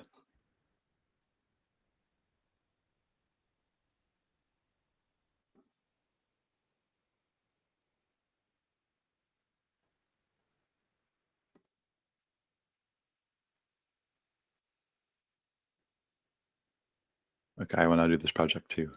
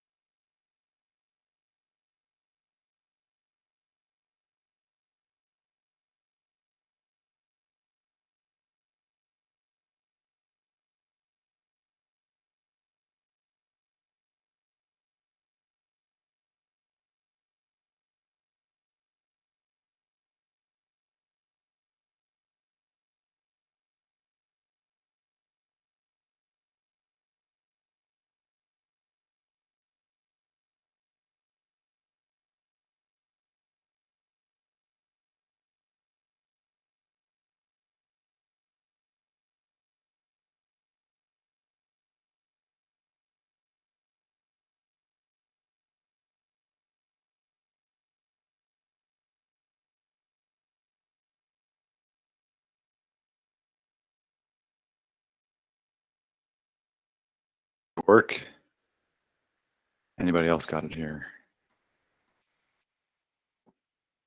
Yes, if you're just showing up, look in the chat there. Karen has posted the link you can start from and how to start doing this project.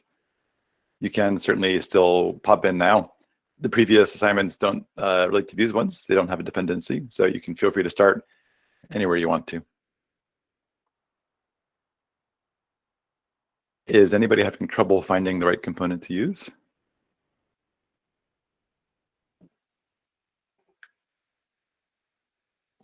I'll give you a hint. It's called AMP Social Share. That's more than a hint.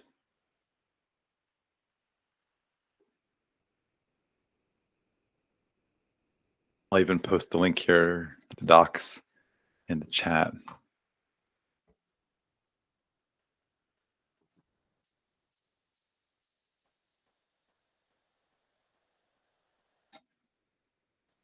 We've got one. Fast bronze cartwheel. Okay, you've got two down there. That one is not a social sharing. That's a, how did you do that? You put an image in there, it looks like. Looks like you, hold on a second, what is this? I just took some sample code from the documentation page. I don't know how I managed it. You've got, Maybe I think you're on the right, yeah, this is the idea. You have Twitter and LinkedIn. What's curious is you've got a little bottle in there somehow. The problem is my slideshow has disappeared, and the bottle was the first image in my slideshow. So I guess maybe I mixed up some text. I don't know. I have to check it. I bet you put them together. Yeah, let's look over here. Where is your AMP social share? I think you didn't close this tag over here. Mm. Yeah, you should add it Tag at is- the end. This one you closed? You didn't close this one. So yeah, just add AMP social Okay, share. I see. Thanks. I'll Close try it. to fix it. It's a classic HTML thing that happens. Here's mine. It's even all centered and everything, which is nice. We've got one more here. Invented Brawny Osacat. The most fun thing about Glitch is the names it gives you. Oh, like your cake. I haven't had lunch yet. I'm eating nuts over here, as you can probably see. And I really want that cake right now. I haven't had food from a restaurant or bakery in a month and a half. There you go. Look at that. If you use that, div with that class around it, you should get that to be centered too, I think. Yeah, if you wrap all these things here in that div, it should get centered. I'll show you mine over here. No, that isn't mine at all. I'll show you the right tab this time. You wrap it in this div class equals social bar. Okay, there's the answer actually. If you wrap it in that, and it's still within this big main over here. Social bar, I believe we have defined up above with a nice bit of CSS somewhere. Yeah, it's centering it. And there you go. I guess all it does actually is center that div. We also have a little customization here where we add this border radius here to make the nice little circle. We could change that. How is it now? Yeah, not quite as nice. 50 is better. There we go. Nice little circles. You find yourself usually customizing things here using CSS. Some nice rounded rectangles, rounded squares, I guess. Anyway, that's it, really. We can go on if we can go on here. People are done-ish. Let's keep on going because it's about over here 1:30, so in Germany 7:30. Other places probably other time completely. There it is again. Div class equals social bar, AMP social share with these different types, and there it is. So again, with AMP, you find the component, customize it as you want to, and you're done. And of course, don't forget this JavaScript in here. I'm going to race past these things over here because I think I want to get to the last bit of the project. But I mentioned before that CSS gets included in line to avoid making the network requests. And there are limits on CSS. It was 50K when AMP first began. We actually raised that 75K recently because 50K is kind of hard. But there's a limit on your CSS. So if you use big libraries for CSS, you have to make those things smaller. Very few pages in the web use most of their CSS. If you go to the code coverage tool in Chrome, you'll find that most pages use maybe 10% of their CSS. The rest goes totally unused. So there's various tools you can use to remove unused CSS. You also can't use the important attribute because that will override things that AMP does sometimes. And a very, very small number of things are restricted if they actually are CPU intensive. But almost all of CSS is allowed. So animations, you name it, those things are allowed. I mentioned code coverage.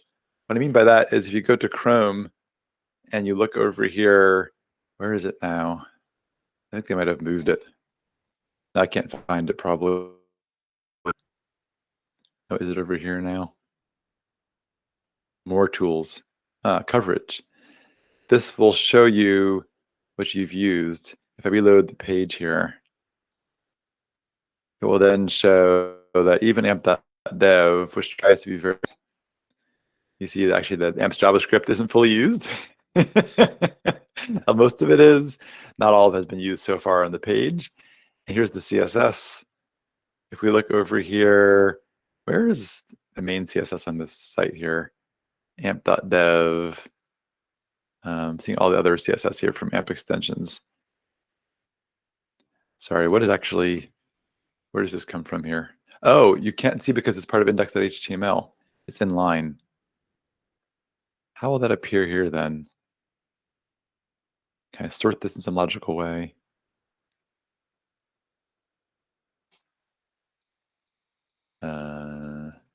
Interesting. I'm not spotting it over here because I'm being dumb. But this is not, this is it. Here it is. This actually is the main CSS for the site over here. And you can see that it uses 23% of the CSS on the page is actually used. It's often much less than that.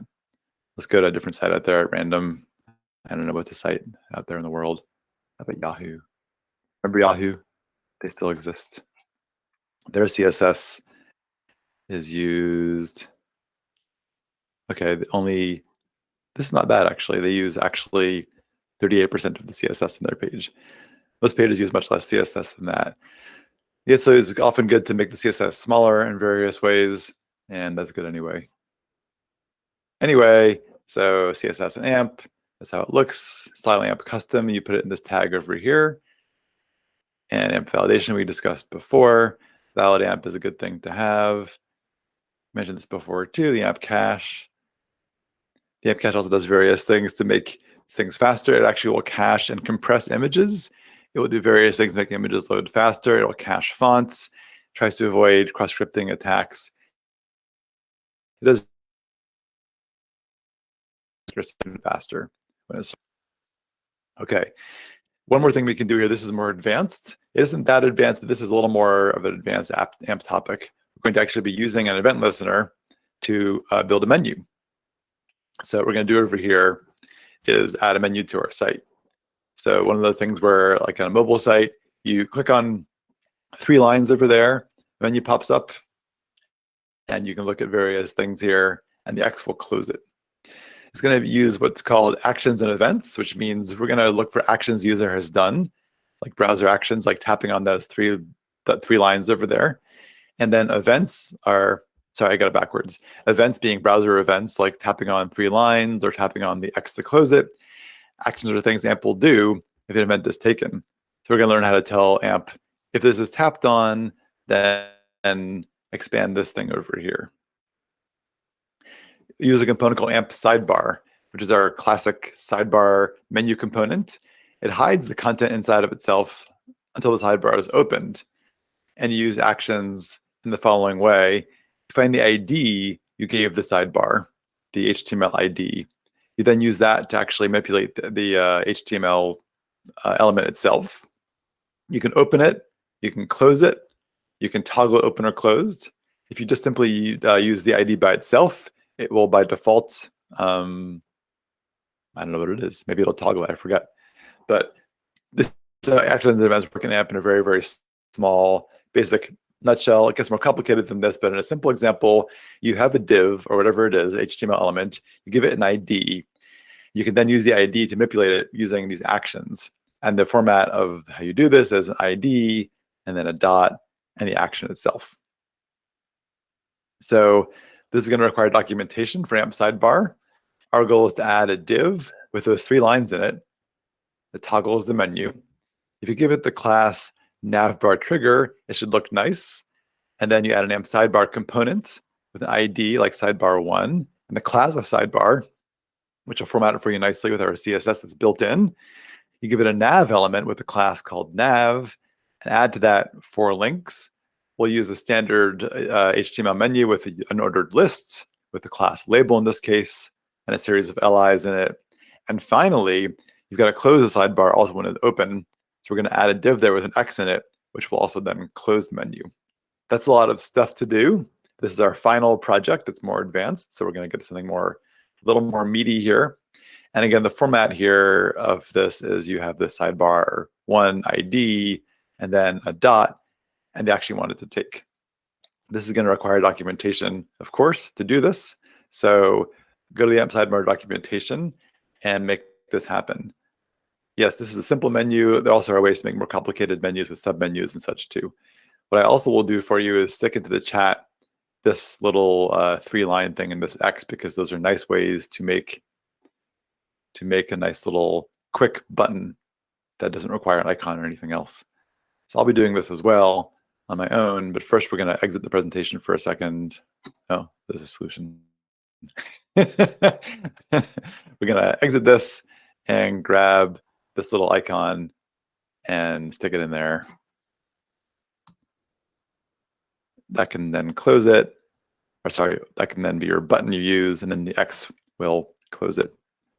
Of course, you aren't required to use these things, but it makes it kind of convenient. Let's go back to our presentation again. There we are.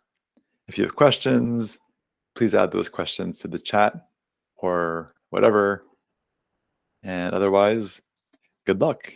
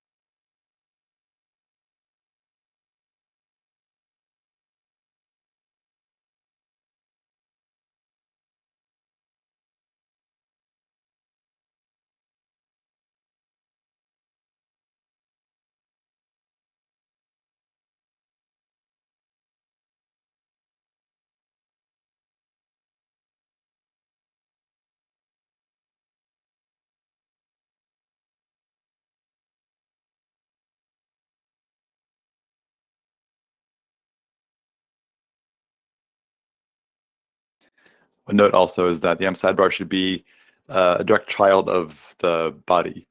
So don't put it in the header, make it part of the body.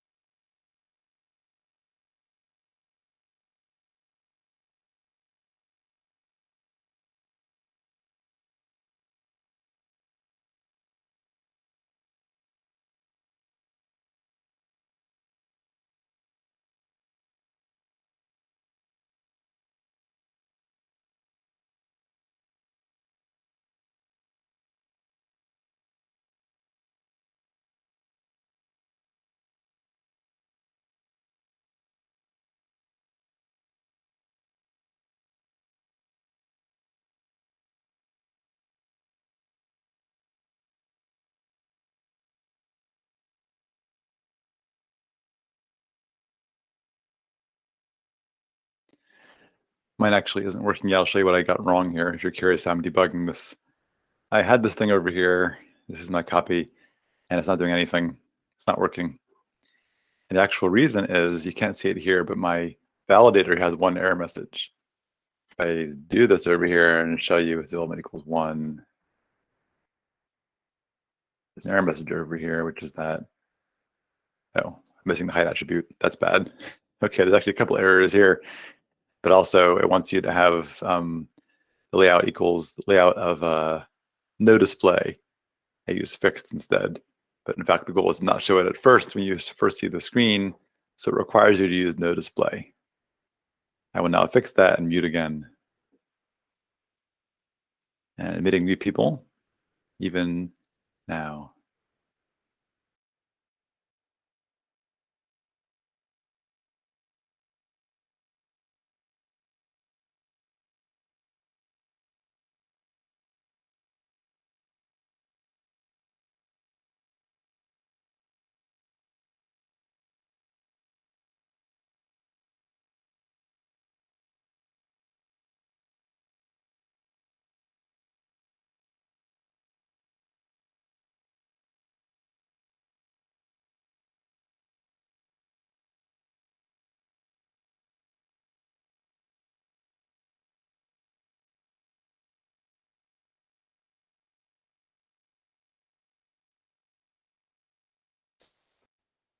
And of course, you find yourself using a new thing, an attribute called on, which contains the instructions for what to do when a thing happens.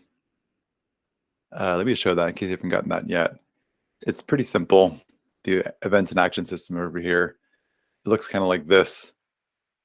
You have this on attribute, and this has a few things in it in quotes here. A thing called tap is the event, like a tap event, which is either a key press, sorry, a mouse press on desktop machine or an actual tap on a mobile device. And the next thing is a colon, so tap colon, and then you see this ID, which is the ID of the thing you want to do something to, like ID2, for example, and then dot, and then the action afterwards. So to open it, for example, use the action called open, and so on and so forth. So it could look like tap colon sidebar 1 dot open.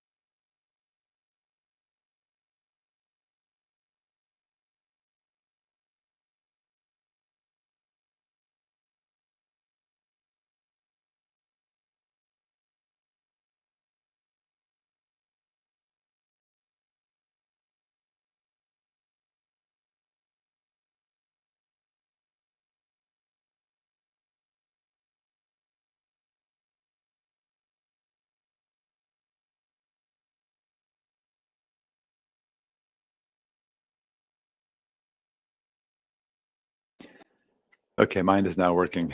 Has anybody else gotten this yet? How to make it open the sidebar. Yeah, this is the part we didn't discuss in much detail. It's this thing. I'll show you the documentation here again. You have an action. Here's a better example over here. So here's like a button of some sort, for example, and you have whatever. And here's, imagine you have a thing called sidebar 1, which is what you want to open. You would then use on equals tap, which is the event, colon, sidebar 1, which is the idea of the thing you want to open, and then an action like toggle or open. So you add this on attribute, the thing which is the button, which does the actual action. So this, you can make one thing control something else.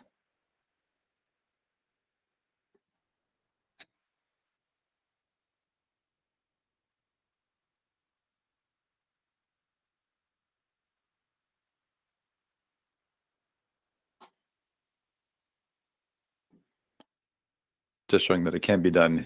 Here's mine. Ooh. Ah.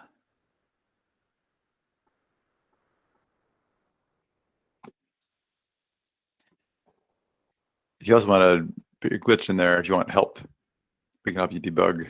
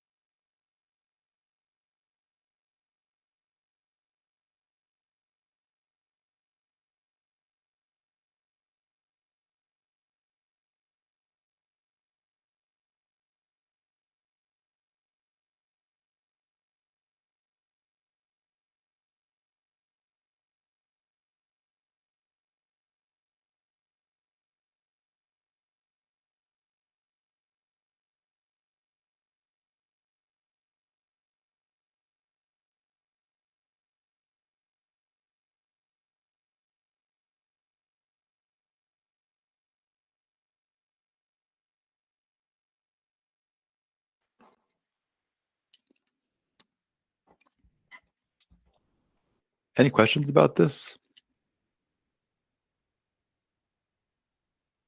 I think I show my solution here because we have been doing this for a little while.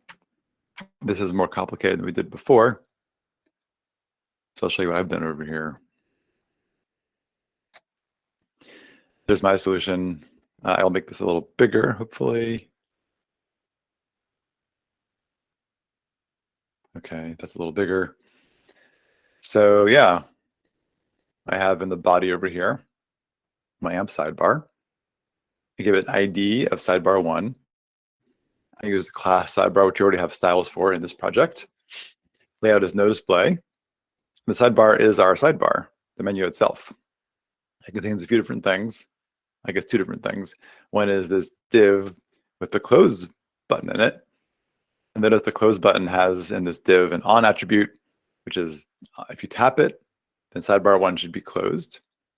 And then we have the main nav over here. It's your standard menu with some items in it over here. We close the AMP sidebar. And then in the header, we have this button.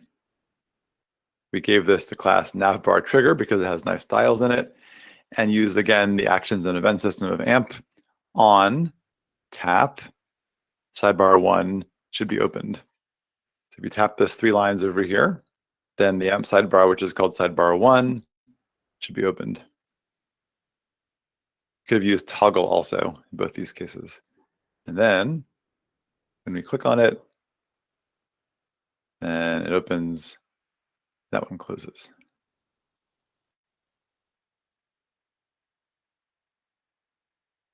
Any questions about that? Anybody have this? If you don't have this, you can do this later also. It just follows this is a compression of the stuff here in this handy dandy beginning course. I'll put this link also here in the chat. Also, this deck I gave you is also available to the public under teachers over here. Clicking here, clicking at the courses, you get the Google Drive folder with actually these very same things in it. Here's the decks we're using today. Oh, that one's there now. Look at that. So anyway, back here at the course, if you go here, you'll see a bunch of stuff about AMP and various things, various projects we've done. Actually, this project is in the next course because it's more advanced. Intermediate course, handling user interactions.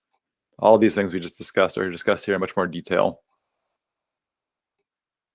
And there it is. I feel like I missed something because the buttons are bigger there than in my example. Maybe I missed some sort of class. But wait, we have one. Vladislav comes through. Ready? We have comments. You have a lot of comments here. You're very popular. The Facebook comments. Okay. Well, you're on the right track. It works though. You opened it and it opened. You've just got some missing styling here, I think. I think if you have some more CSS here in the right places, it will probably look the way we want it to look. Also, you changed the right side there, which is interesting. I can also change sizes over here too. If I change the side to, what was the side equals right? Looks strange though because my menu button is on the left. But yeah, there it is on the right, illogically. Back to left. Left. Someone else might have it there. Ooh, look at this. Laura with invented brawny Osa cat. There you are. Can I show this? Oh, look at this. And you styled the button correctly too, unlike me. Wow, very nice. Congratulations. Looking back over here at this one. Sorry, let's hold on. Looking back at fast bronze cartwheel. Let me close some tabs over here. So, left side. Okay, that's some progress over there. It's possible you're just missing the styling and that's it. Yep, sidebar. Yeah, you put it, okay, you put it over here. Usually it requires it to be a direct child of the body. I guess that it still works this way. And there's your header. Classicals. I think header bar might have a hyphen in it or something like that. I don't remember the actual class required for header. Oh, that's right, header bar. Okay. On tap sidebar 1. That should work. You have no action there, but it should be a default of open, I think. So I think you're getting it. You're just not getting the CSS in there for some reason.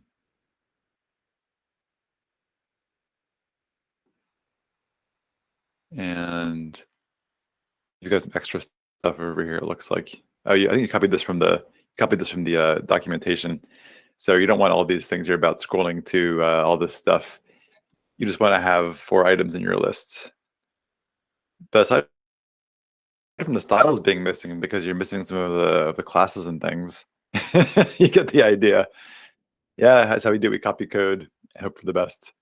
And we've got Mushtaba over here. Here we go. Ooh, look at that. Yep. Missing some styles, but the functionality is all there, which is the important part. So very good. That is the idea.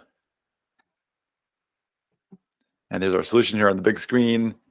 We discussed this a minute ago, but there's your header with the div in it with the 3 lines and the on equals tap : sidebar 1 dot toggle. You're supposed to use tab index also because that is required for accessibility. For those who have screen readers, you can tab between different buttons. And then the sidebar itself, we give it the class equals sidebar. Layout is no display. Side is left as the default. It contains this close button with the toggling, or it could be a close also, sorry. And then there's our nav with our list of things in there. And of course, including this JavaScript at the top is essential to making it work. I'm going to skip by this part over here. This is more about what AMP actually does, but I'm going to skip by all these things over here. Yeah, boilerplate, why all these things are here. We discussed this before to some extent. We've built this AMP site over here with all this stuff in it. This is great. And you can do more stuff in the intermediate course by adding more things, learning how to do more elaborate actions with AMP. But before I do that, it looks like Marina has done it with nifty, glamorous moose. Yeah, look at that. Very good. All you're missing is a bit of CSS for the X there. Yeah, this is not hard. This is not easy to do. There's a lot of stuff. So congratulations on finishing these things. Congratulations. It's not that simple. So back to our slides over here. There's that. And this is the entire thing. You can ask questions now, or you can say things, but also once you fill out this survey over here at this wonderful bit.ly I made yesterday, bit.ly, I'll put it also in the chat, /amp feedback Nuremberg, because filling out the survey makes you eligible to get 2 things. Karen is there. You can say what these things actually are you might get by filling out this survey.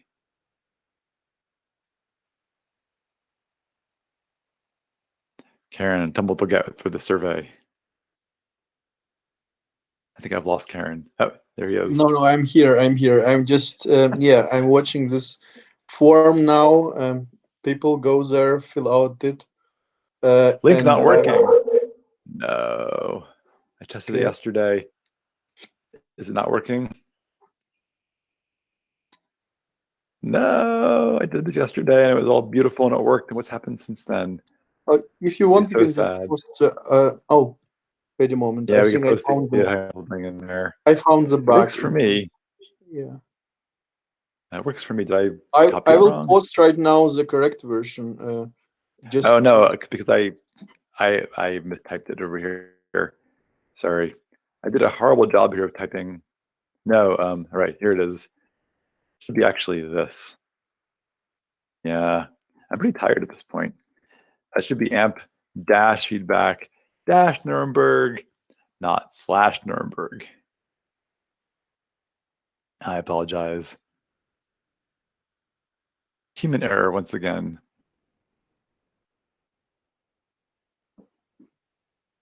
So filling out the survey makes you eligible to win a possible fabulous prize. exactly. Actually, 2 fabulous prizes, because I believe that Karen will be making certificates for those who have gone to this workshop over here. If you include your name, which is optional, we'll give you a certificate showing you've done this workshop, which you can then show off to your friends and get like That's money correct. and dates and fame and glamour. Ben, can you just share? I just posted in the chat a Twitter link. Can you share it on the screen? Sure.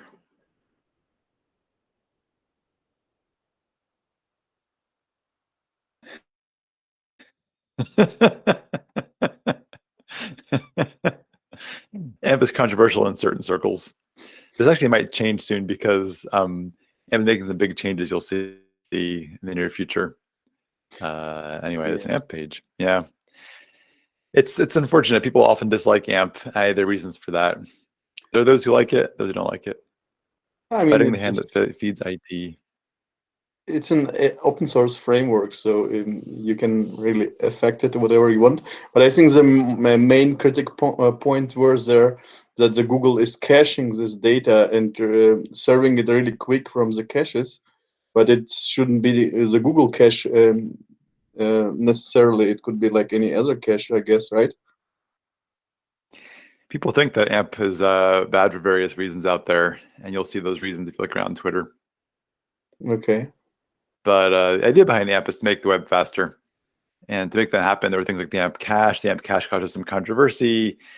There are those who don't want to use extra HTML tags. There are those who don't trust Google in general, which I understand because Google is a large company. But AMP is Google is giving AMP to the community. The idea is just simply, honestly, knowing those who made AMP, that performance on the web has been a problem for a long time. And people say, have less JavaScript, have less CSS, compress your images, easy load things, and it seldom actually happens. AMP is a way of really trying to incentivize in different ways web performance. Yeah. You'll see also in the last couple of days some new metrics that have come out from Chrome and also from AMP about new metrics that we think we should be using to measure speed on the web and goodness of pages on the web. Look at those things because those are sort of kind of the culmination of many years of work and discussion about metrics to measure performance. Yeah, absolutely. Ben, can you also elaborate on this thing about the browser support? Do you really need any special like browser support or any special browsers to use this kind of pages to consume them? That's a good question. You don't. AMP supports all the major browsers out there. Any browser whose usage is 1% or more, and the rest that are less than that supports also, but not quite as officially. So Internet Explorer, for example, is not that popular anymore, but it's still supported, just not officially so.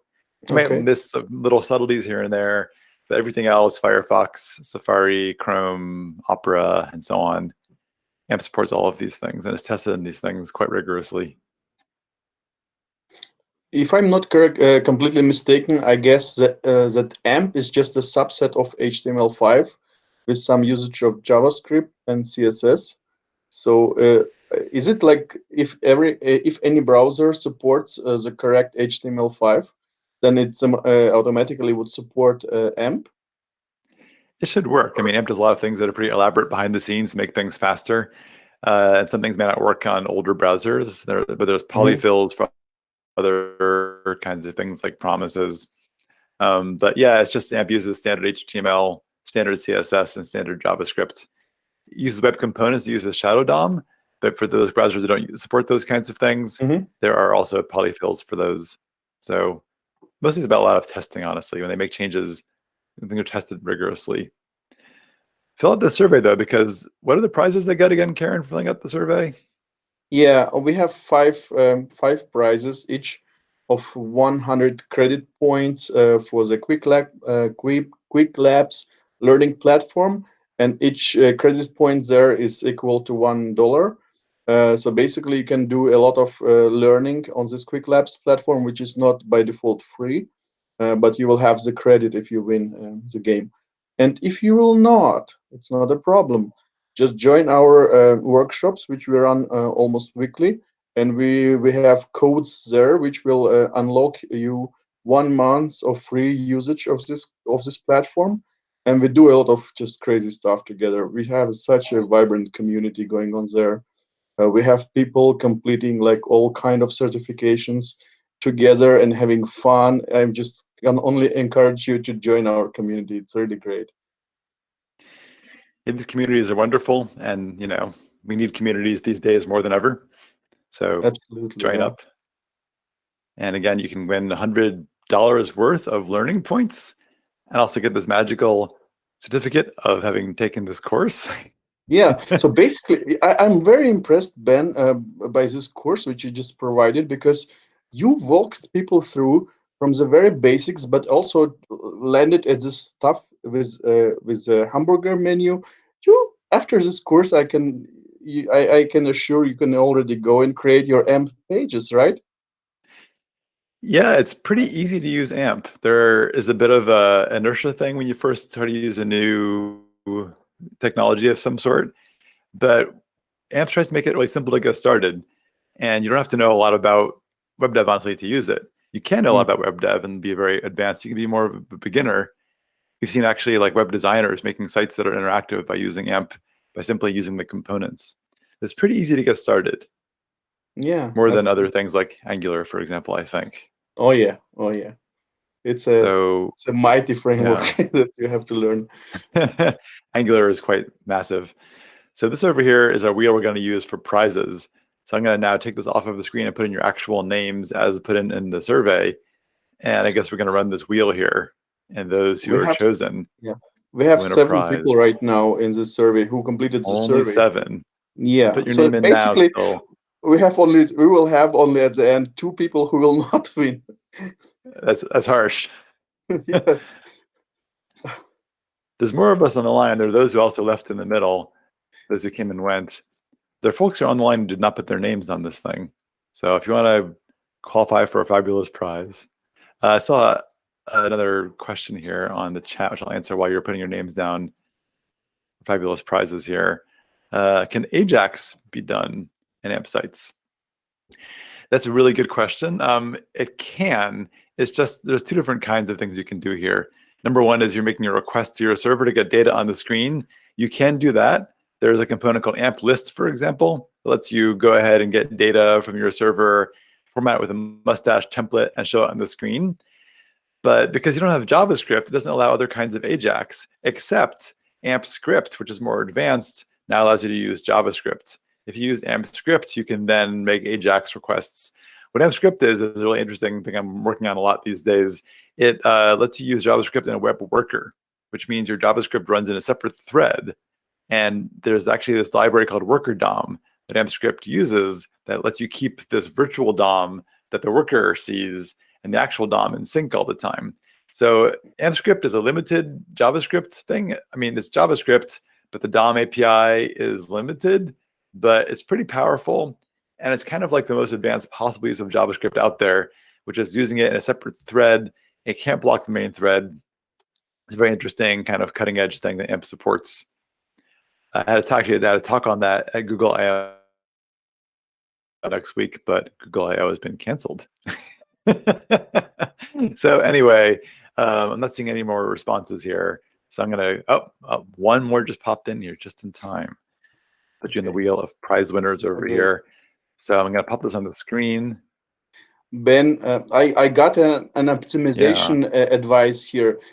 Whenever you will see Vladislav Tamrazan in the list, kick this guy out of the list because I'm pretty sure he has enough of credit, and let other people maybe just have a better chance of winning it.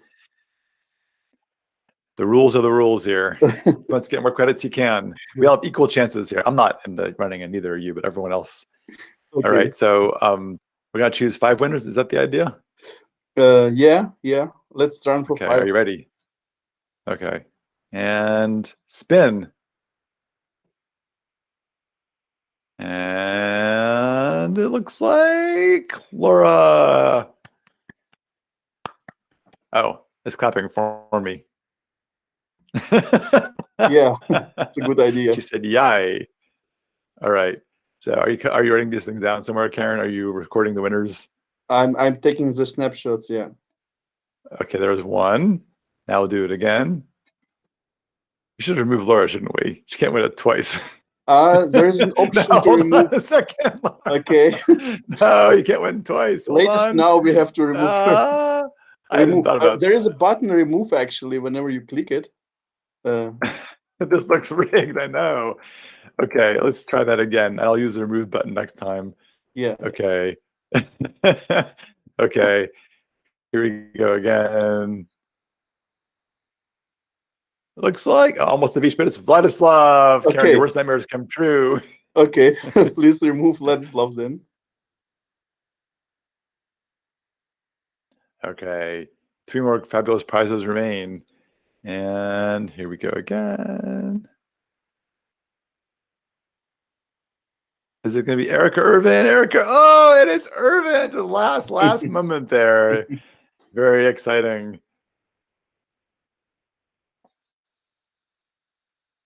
Going to remove Irvin. Okay, and here we go again.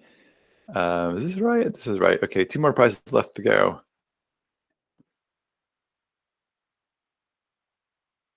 And it's it is going to be Eric. Hooray! Amazing. Great. It's very dramatic, isn't it? Yeah. this false wheel here gives the illusion of great drama. Okay, last one. Yeah, we're still 1 in 4 of winning something.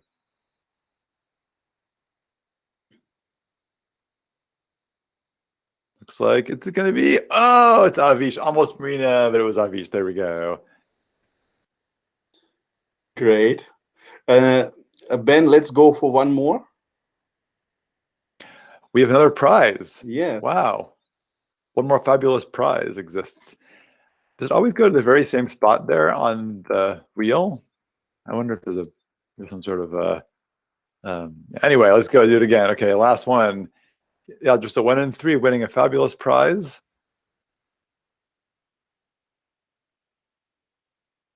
And it's Marina. That's great. Marina, congratulations. Ben, and I would ask you to go for 1 more, please. I can't believe this. You're finding more prizes somewhere? Yeah. I just discovered here, laying around, More credits were found under your couch somewhere. Sure. Okay, well, now you're trying to, there's a 1 in 2. So you're probably, and not probably going to win. Muchaba. Yeah, he absolutely deserved it. He was like, he even customized his own URL. You were a pro. Yeah. Yeah, and let's go for 1 more, please. All right, the suspense is as big as ever before. It's a very difficult choice now. This is pretty exciting. I mean, Who's going to win the last prize over here? No one can tell what's going to happen. Spin the wheel, and there it goes. It looks like it's going to be. It's going to be. Oh, barely. It's David. Yeah, it's David. We will just. Yeah, it comes, David. Great. So we have plenty of winners today, I would say. You will all guys get an email from me with your prize. Very nice. That's exciting. Everyone's a winner today. Yeah, it's amazing, right? Are there any more comments or questions or anything else? If not, then have a good evening, or if it's the morning or afternoon where you are, enjoy those things too. Stay safe, and thanks for trying out our AMP workshop today. Thank you, Ben, very much for your presentation. It was really amazing. I enjoyed it very much. I'm sure other members as well. Stay safe at your place, and yeah, let's catch up later on. Sounds good. All right, everyone. Cool. Thanks a lot. Thank you. Thanks, Take care. everyone. Bye-bye.